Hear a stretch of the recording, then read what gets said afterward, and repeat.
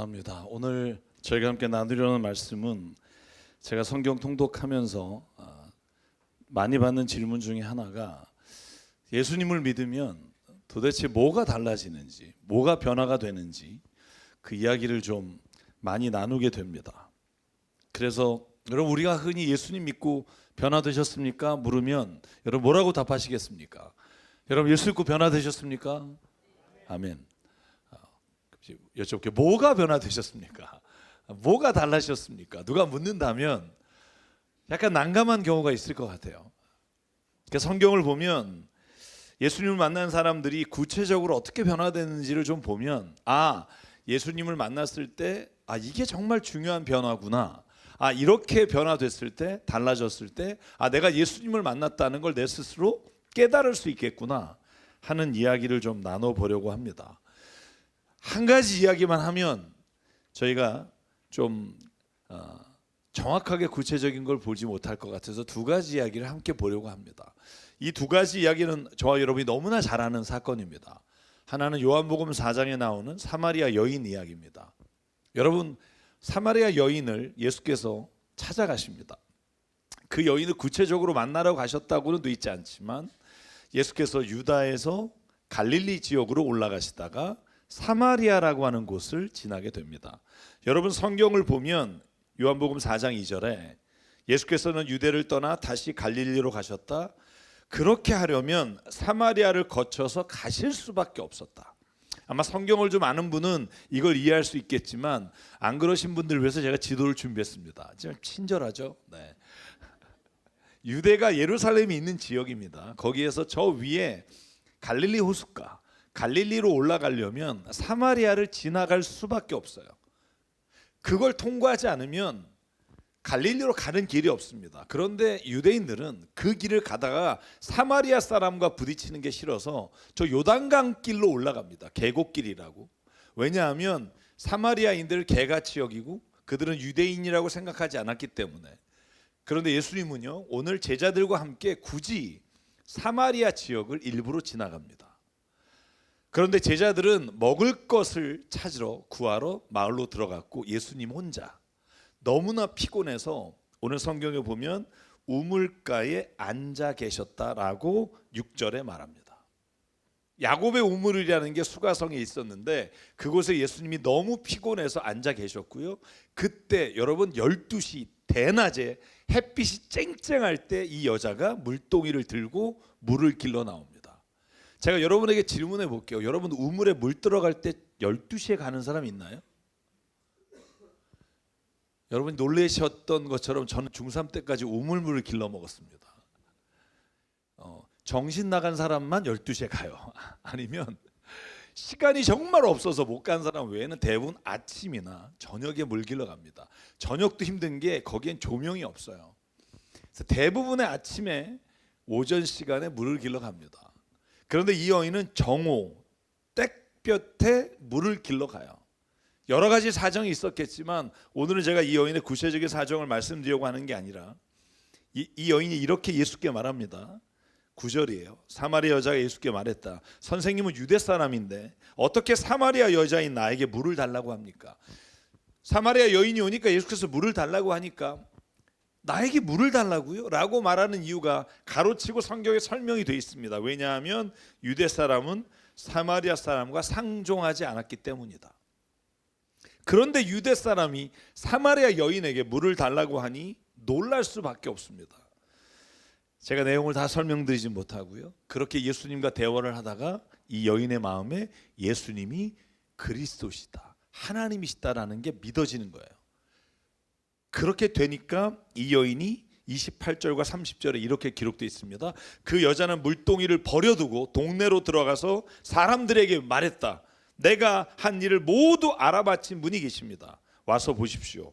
그분이 그리스도가 아닐까요? 이걸 좀 더 정확하게 하면 그분이 그리스도인 것 같습니다 라고 사람들에게 말하러 다닙니다. 이게 오늘 요한복음 4장에 나오는 여인의 이야기고요. 또 하나의 이야기가 누가복음 19장에 있습니다. 삭개오라는 사람, 이 사람은 유대 사람이에요. 그런데 유대인이 정말 미워하는 인간, 세관, 우리가 보통 세리라고 말하는 세금을 걷어서 로마에 바치는 민족의 배반자요, 그리고 고리대금처럼 뛰어서 자기의 부를 챙기는 자. 여러분, 이 삭개오의 이야기는 이렇게 시작합니다. 예수께서 여리고로 들어간다는 소식을 삭개오가 들어요. 여리고는 예루살렘에서 그렇게 멀지 않습니다. 그 얘기를 듣고 삭개오는요, 길에 나가서 예수님의 얼굴을 보고자 갔지만 키가 작아 예수님을 볼 수 없게 됩니다. 저희 아버님 키가 160이셨습니다. 그런데 저희가 돌아가신 후에 알았어요. 159였다는 걸.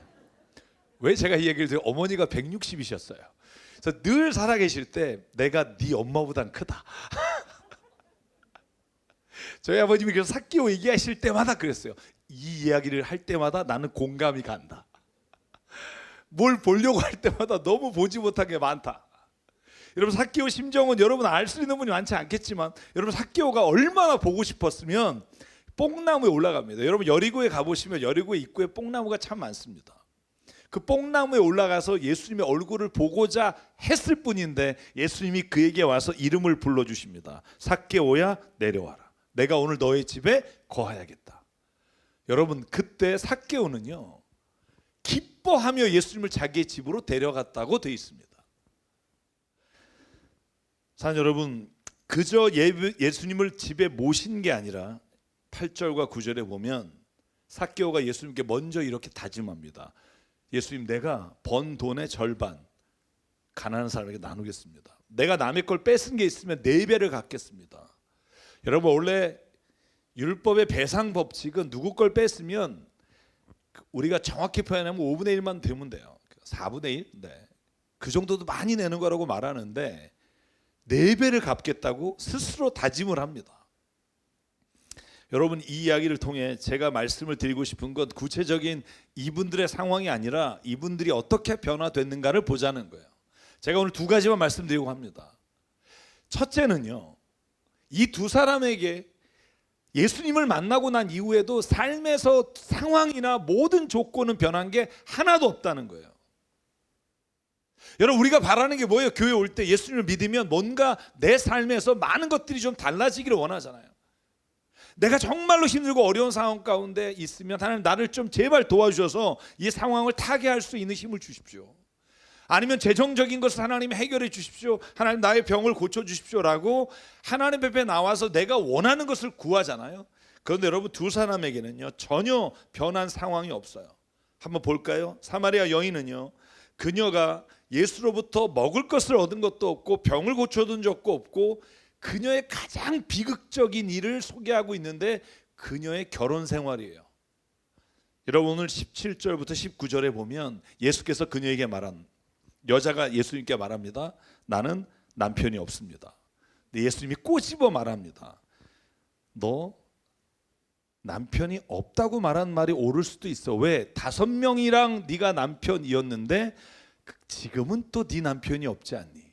네 남편이 아니지 않니? 적어도 5번을 인생의 아픈 경험이 있었다는 걸 알 수 있어요. 그런데 여러분, 그녀의 아픈 이 결혼에 대한 상처도 주님이 해결해 주신 게 없어요.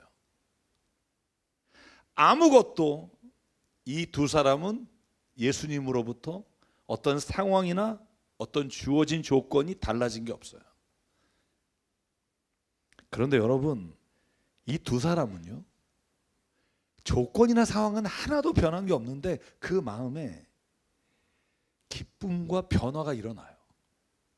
여러분, 이 여인이 몇 시에 왔죠? 12시 아주 땡볕에 왔단 말이에요. 무슨 말이에요? 자기가 물길로 다른 사람들과 함께 다녀가기를 싫었다고 볼 수 있어요. 사람과 마주치는 게 아마 여인들이 자기를 비난하거나 손가락질하는 게 아마 싫어서 정오에 혼자 그 자리에 가서 물을 길렀을 수도 있다는 거예요. 그런데 여러분, 예수님 만나고 난 다음에 이 여자가 변한 걸 보면 이렇게 돼 있습니다. 28절 아까 읽은 본문 다시 한번 읽을게요. 물동이를 버려두고 동네 가서 사람들에게 예수님이 그리스도가 아니실까요? 라고 전하고 다녀요. 44절 45절 이렇게 보면 그 사람들이 듣고 예수님께 와서 그 말씀을 듣고 또 변화돼요. 여러분, 사람을 만나기 싫어서 정오에 물 들어갔던 여인이 물 길르러 왔던 물동이를 버리고 사람 만나러 다녀요. 집집마다 다니면서 내가 예수님 만났다고, 그분이 그리스도시다고 말씀을 전하고 그 말씀을 들은 자가 예수님 만나러 다시 돌아옵니다. 삶의 어떤 외적인 변화나 주어진 상황이 바뀐 건 없지만 그 여인은 그 마음이 변하여 그의 삶이 새롭게 거듭나요. 삭개오는 어떻습니까? 삭개오도 더합니다. 여러분, 삭개오는요, 예수님 만나기 전에 그의 삶은 모든 사람들이 손가락질을 받은 삶이었어요. 주변의 사람들로부터 민족의 배신자란 말을 듣고 죄인이라고 낙인 찍혔어요. 여러분 어떻게 알 수 있어요? 누가복음 19장 7절에 예수님이 삭개오의 집에 들어가니까 사람들이 뭐라고 말해요? 아하, 수군거리며 그가 죄인의 집에 묵으러 들어간다. 그러니까 삭개오 주변에 있는 사람들은 삭개오가 죄인이라고 낙인 찍고 그가 지나갈 때마다 모욕적인 언사를 했을지도 모릅니다. 그래서 삭개오는 전혀 개의치 않고 예수님을 자기 집에 오시라고 맞아들입니다. 사랑하는 여러분, 저는 이것이 우리가 예수님을 믿고 가장 중요한 변화라고 생각해요.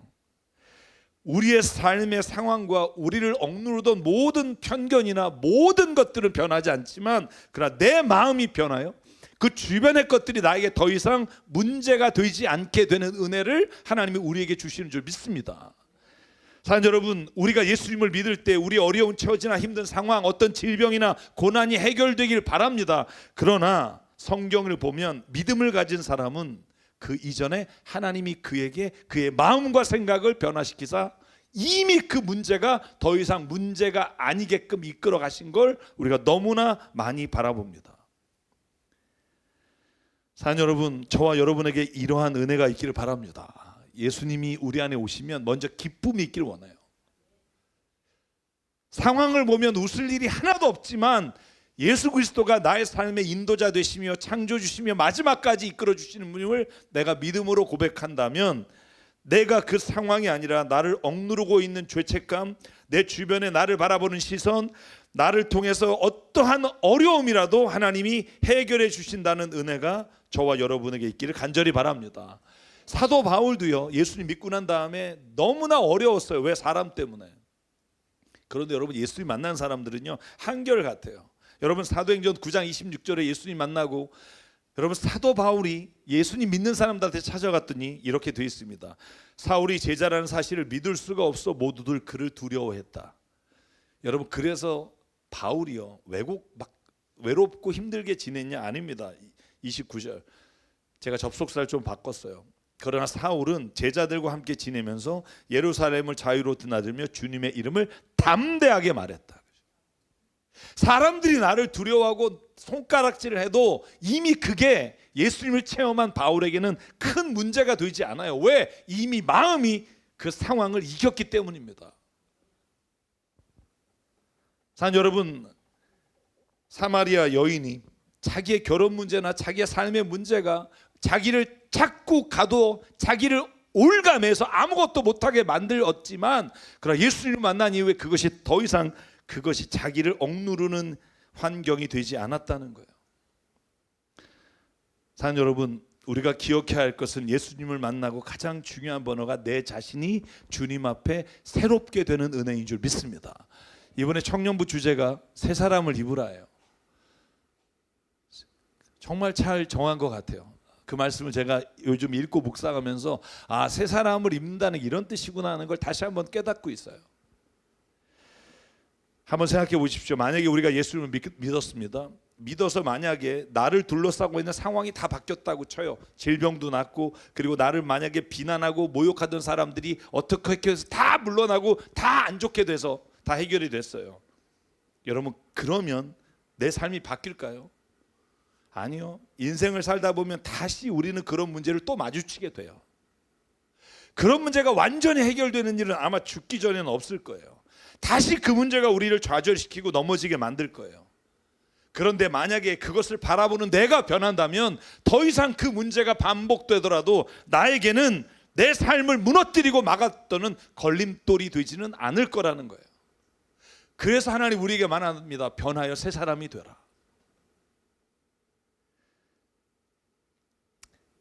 여러분, 예수님을 믿는다는 것만으로 만족하지 않고 변화되기를 주의 이름으로 축원합니다.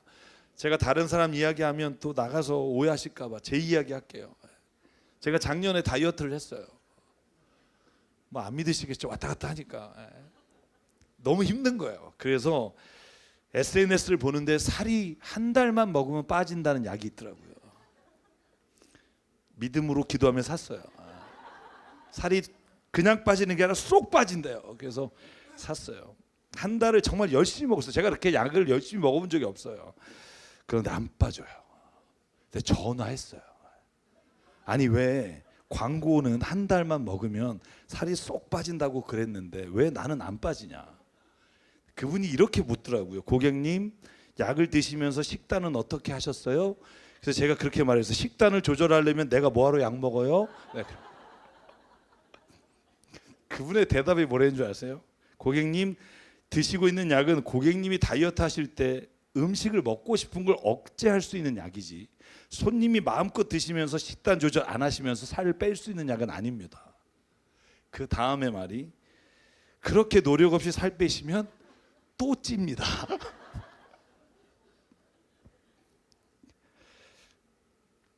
왠지 내가 진 것 같은 그런 느낌 있잖아요. 왜? 그죠? 제가 요즘 변화의 새 사람 돼서 화내지 않고 전화해요. 옛날 같으면 막 짜증내고 전화할 텐데 아주 부드럽게 물어봤어요. 그랬어요? 이러면서 여러분, 제가 그 말을 들으면서 깨달은 게 있어요. 그게 뭐냐 하면, 우리가 예수님을 믿으면 예수님이 모든 걸 해줄 거라는 생각을 하는 것 자체가 우리의 삶을 변화시킬 수 없어요. 아니 오히려 예수님을 믿으면 내 진로가 바뀌고 상황이 바뀌고 병이 낫고 인생이 달라진다고 내가 그렇게 시작한 믿음이라면 우리는 언젠간 다시 절망이라는 이름으로 넘어질 수도 있고 내 앞에 있는 문제에 부딪혀서 다시 하나님을 원망하는 자리에 갈 수 있다고요. 그래서 주님이 우리에게 말씀하시는 게 뭐냐 하면, 너희가 변하여 새 사람이 되라는 거예요. 여러분, 에베소서 4장 말씀을 읽어보면 너무 기가 막힌 말씀이 많아요. 너희의 옛사람을 벗어버리고 새 사람을 입으라. 네가 그것을 입지 않으면 아무리 누가 너에게 입혀준들 그게 해결점이 될 수 없다는 거예요. 사랑하는 여러분, 우리가 예수님의 말씀을 믿고 그분을 의지해 나가면 반드시 주님은 우리가 예수 그리스도로 말미암아 값진 인생을 살아가도록 우리를 도와주실 줄 믿습니다. 마지막으로, 예수님을 믿으면 달라지는 게 있는데 그게 뭐냐 하면 내 삶의 기쁨의 근원이 달라져요. 저는 이게 너무 중요하다고 생각해요. 왜? 예전에 값 있던 게 이제 나에겐 더 이상 값 없다. 여러분, 사도 바울이 이런 말 하잖아요. 옛날엔 그게 너무 중요했는데 지금은 나에게 그게 분토만도 못한 것으로 여겨진다. 여러분, 예수님 만나는 저기에 사마리아 여인은요, 자기가 삶의 중심이었어요. 자기의 처지와 환경이 사람을 만나지 못하게 만들었고 자기의 모든 삶을 자기가 억압하는 걸림돌이 됐다고요. 그런데 예수님을 만나고 나니까 그의 기쁨의 근원이 자기가 아니라 예수님의 주시는 예수님의 그 은혜가 자기의 삶의 기준이 되고 나니까 여러분, 나가서 전하는 게 두렵지 않고 사람 만나는 게 아무 문제가 되지 않아요. 그 중심의 단어가 물동이에요. 물기로 온 여자가 물동을 버리고 갔다는 건 여러분, 이미 그 물, 내 목마른 갈증을 채워주는 물이 아니라 내 영을 정말로 만족하게 하시는 하나님의 그 사랑과 은혜로 충분하다는 걸 보여줘요. 여러분, 여기에 혹은 물동이를 들고 여기에 채워달라고 오신 분이 있다면 오늘 그 물동이를 담대하게 버려두고 하나님이 내게 주시는 그 영적이고 보지 못하지만 영원한 삶에 대한 소망이 우리 안에 있기를 주의 이름으로 축원합니다. 더 극적인 게 삭개오예요. 여러분, 삭개오는요, 여러분 왜 세리가 됐을까요? 유대인인데. 한번 생각해 보실래요? 돈 벌려고. 여러분, 그렇게 비난받고 손가락질 당하고 죄인이다 이런 소리를 들어가면서도 세리 장을 했다고요. 세리 중에 짱이에요. 여러분, 정말 아무리 다른 사람에게 욕을 먹어도 내가 정말 돈이 없으면 무시당하는 삶, 돈이 없으면 사람들이 나를 업신여기는 삶, 내가 이렇게 못 살겠다고 아마 세일이라고 하는 일을 하면서까지 악착같이 돈을 모았을 거라고요. 부자라고 성경에 나와 있는 걸 보면. 그런데 여러분, 19장 8절 보실래요? 그가 일어나 예수께 말합니다. 주님, 소유의 절반을 가난한 사람에 나눠줄게요. 내가 강제로 뺏은 거 있으면 4배로 갚아줄게요. 여러분, 이 말이 뭘 의미할까요? 더 이상 삭개오에게는요, 돈을 모으는 것이 자기의 삶의 기쁨의 근원이 되지 않는다는 거예요. 오히려 하나님이 말씀하시고 하나님이 행하라 하신 선한 일을 함으로 인해 내 기쁨이 충만하게 되는 삶. 예전에 내가 기쁨을 취했던 자리가 아니라 또 다른 하나님이 주시는 기쁨의 자리로 옮겨가는 삶. 그게 그리스도인에게 주시는 놀라운 변화라고 저는 믿습니다. 물론 우리가 무엇인가를 하기 위해 필요한 것들이 있습니다. 그러나 중요한 건 그것이 우리에게 도구가 되느냐 목적이 되느냐는 완전히 달라진다는 거예요. 삭개오는 예수님을 만나서 예수님이 그에게 어떤 말도 하지 않았는데 스스로 소유의 절반을 내놓아요. 예수님께서 이렇게 묻지 않았어요. 좀 선한 일에 써볼래? 이런 얘기도 안 하셨어요. 아무 말도 하지 않았으나 그가 스스로 먼저 선언합니다. 왜? 이제는 그가 예수님을 만나고 삶의 기쁨의 근원이 달라졌기 때문이에요. 사랑하는 여러분, 저와 여러분에게 이 삶의 기쁨의 근원이 달라지기를 주의 이름으로 축원합니다. 예전에는 너무나 이것 때문에 인생을 걸었다면 이것이 내가 지금 주의 일을 하는데 도구가 되기를 바랍니다. 그것이 나의 목적이 되고 목숨이 되면 내가 중요한 것을 잃어버리지만 내 삶의 가장 중요한 삶의 목적과 의미를 발견하면 이것은 나에게 하나님이 주신 놀라운 도구가 돼요. 그 차이가 신앙의 차이고 그 차이가 하나님 안에서 누리는 믿음의 놀라우신 변화라고 저는 믿습니다. 사랑하는 여러분, 저도 그렇고 저는 은혜를 체험한 분들과 얘기를 하다 보면 다 동일한 이야기를 해요. 나 목사님 내일 무슨 일이 있는데도 오늘 마음이 왜 기쁜지 모르겠어요. 제가 며칠 전에 어떤 분하고 대화하다 그랬어요. 그냥 하나님한테 맡기니까 이렇게 마음이 편해요. 제가 저희 아버님이 가장 좋아하는 말씀이고 제가 차에다 붙였던 말씀, 빌립보서 4장 6절 7절. 아무것도 염려하지 말라. 오직 모든 일에 기도와 간구로 너의 구할 것을 감사함으로 하나님께 아뢰라. 그리하면 모든 지각에 뛰어나신 그리스도 예수의 평강이 너희의 마음과 생각을 지키시리라. 그거보다 더 큰 은혜가 어디 있겠어요? 전도서에 나오는 말씀처럼 고기를 먹으면서 다투는 것보다 채소를 먹으면서 우리가 서로 사랑하는 거, 기뻐하는 거. 사랑하는 여러분, 우리가 예수님을 믿고 하나님의 자녀가 되었다면 더 이상 사람들의 박수 소리에 우리의 삶의 기준이 되지 않기를 바라요. 오히려 우리는 하나님의 박수 소리에 귀를 기울이기를 바라요. 하나님이 뭘 원하시는지. 사람들이 말하는 기준이 아니라 주의 말씀이 기준이 되어 살 때 그 삶의 기쁨이 주의 말씀을 행할 때 주시는 그 기쁨이 저는 인생에 우리를 창조하신 분이 우리에게 원래 주신 기쁨이라고 믿습니다. 그러면 사랑하는 여러분, 저와 여러분에게 주의 말씀을 따라 선한 일을 행하는 기쁨이 오늘 우리가 살아가는 이유가 되기를 주의 이름으로 축원합니다. 그래서 오늘 이 찬양을 부르려고 합니다. 하나님, 내 인생에 시련이 온다고 해도 험한 길을 걸어간다가 해도 내가 겪는 이 모든 일들이 어렵고 힘들다 해도 예수님 믿는 그 믿음이 나에게는 모든 걸 이기는 능력이 됩니다. 그러므로 하나님, 나는 믿습니다.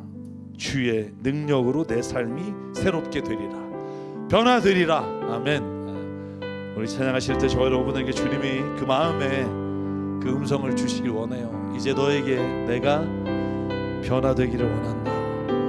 그 말씀을 듣고 주 앞에 고백하며 나아가겠습니다.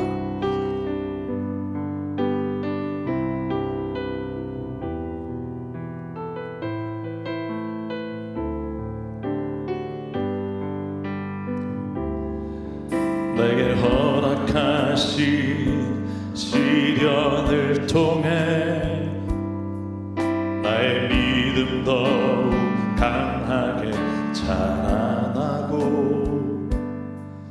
험한 산과 골짜기 지나는 동안 주께 더 가까이 나를 이끄시네. 내가 겪는 시험이 어렵고 힘겨워도 내 주님보다 크지 않네. 내 앞에 바다가 갈라지지 않으면 주가 나로 바다 위 걷게 하리. 나는 믿네. 주의 능력으로 내 삶 새롭게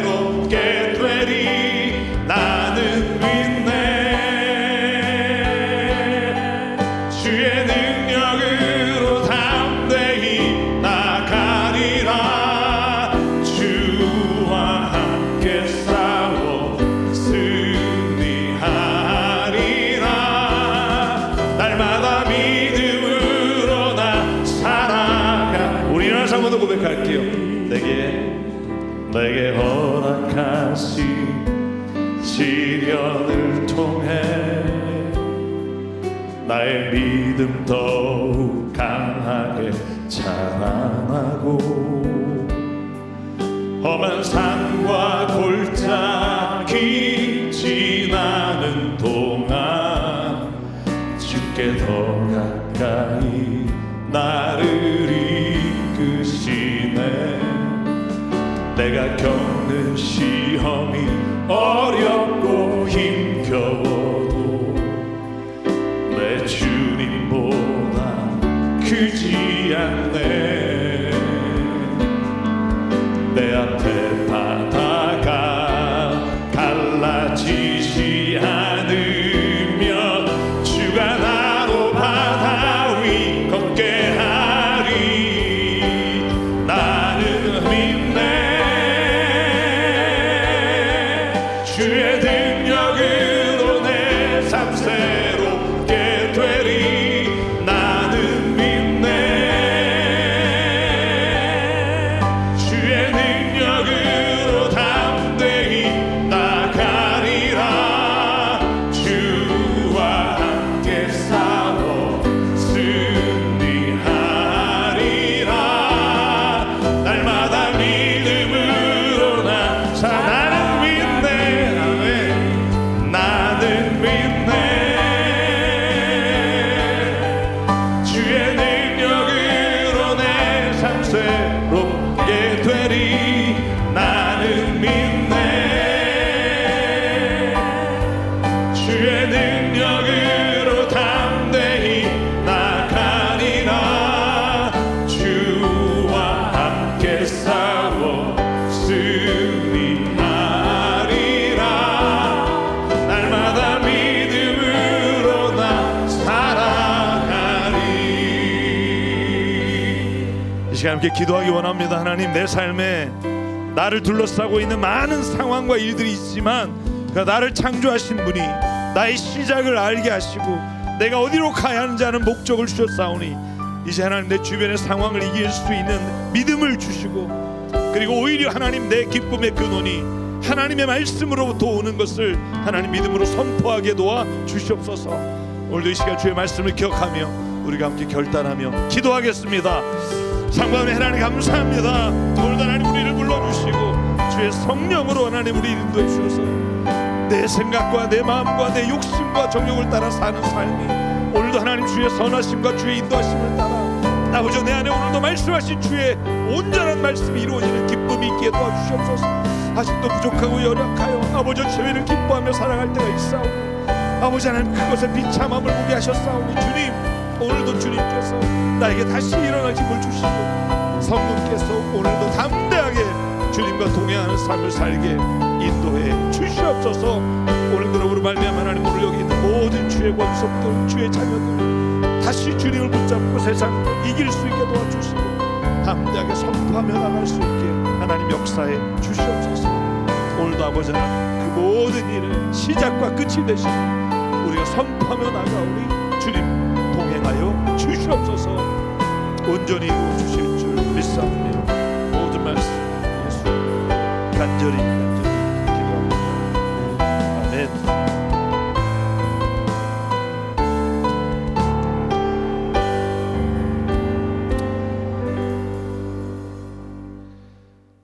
사랑의 하나님, 예수님을 만난 베드로와 바울과 그 밖에 모든 사람들이 기쁨의 근원이 주님으로부터 오는 것을 주의 말씀과 주의 선한 일을 행할 때 우리 안에 넘치게 주시는 것을 깨달아 살아갔던 것을 기억합니다.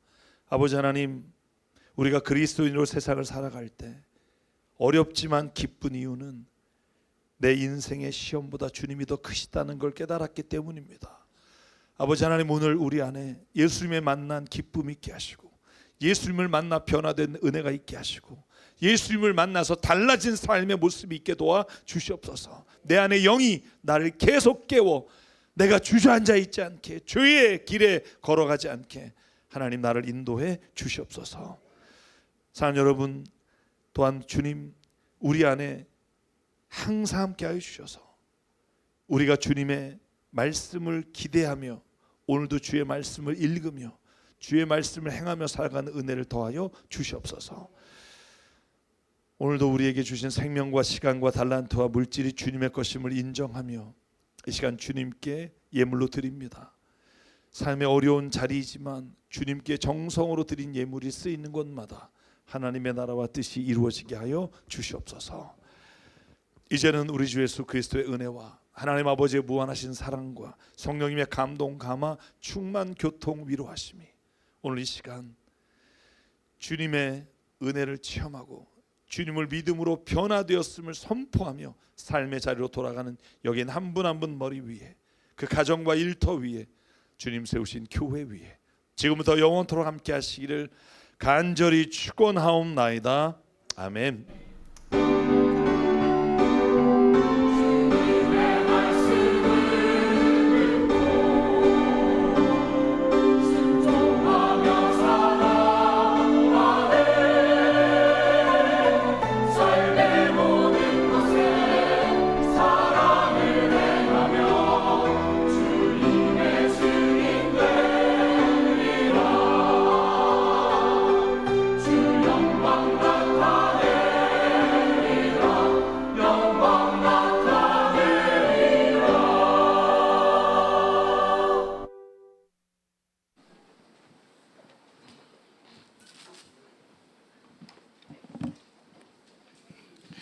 네, 교회 소식 알려드리겠습니다. 먼저 저희 교회 처음 나오신 분을 주의 이름으로 환영하고 축복합니다. 예배 후에 예배당 뒤편에서 새가족부의 안내를 받으시면 새가족 안내를 해드리도록 하겠습니다. 꼭 처음 나오신 분들은 새가족의 안내를 받아주시기를 부탁드리겠습니다. 이번 주 화요일은 7월 1일입니다. 월삭 새벽 기도회로 드려집니다. 새벽 6시에 월삭 새벽 기도회가 현장과 온라인으로 진행되니까요. 여러분들 많은 참여 부탁드리겠습니다. 또 목사님께서 말씀하신 대로 목사님이 꽃다운 나이에 개척하신 지 18주년이 되는 창립 기념주일이 다음 주일입니다. 여러분들 모두 나와서 함께 기쁨으로 예배했으면 좋겠고요. 또 창립기념일을 맞이해서 저희가 토요일 날 함께 교회 대청소를 진행하려고 합니다. 토요일 오전 10시부터 청소를 하고요. 청소 마치고 함께 식사하려고 하니까요. 꼭 많은 분들이 참여해 주시면 감사하겠습니다. 교회 곳곳에 또 묵은 때를 벗겨내고 또 함께 아름답게 단장하려고 하니까요. 많은 분들 참석해 주시고 남녀선교회 회장단 분들에게 참석 여부를 알려주시면 저희가 준비하도록 하겠습니다.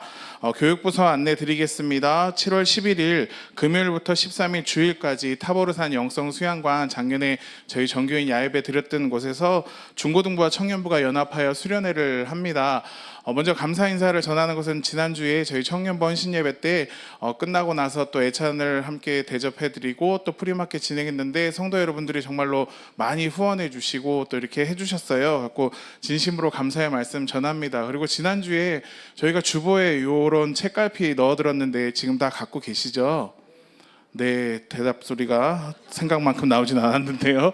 이거는 기도 카드입니다. 저희 청년부 또 중고등부 연합 수련회를 위해서 여러분들에게 기도 부탁드리려고 이렇게 나눠드린 거거든요. 혹시 잊어버리신 분들은 로비에 준비되어져 있습니다. 갖고 저희가 수련회 진행하는 동안 여러분들이 뭐 저녁에 아침에 또 뭐 식사하시기 전에 잠깐씩 이 뒤에 보면 기도 제목 4가지 있거든요. 기억하시면서 잠깐씩이라도 꼭 기도해 주시기를 부탁드리겠습니다.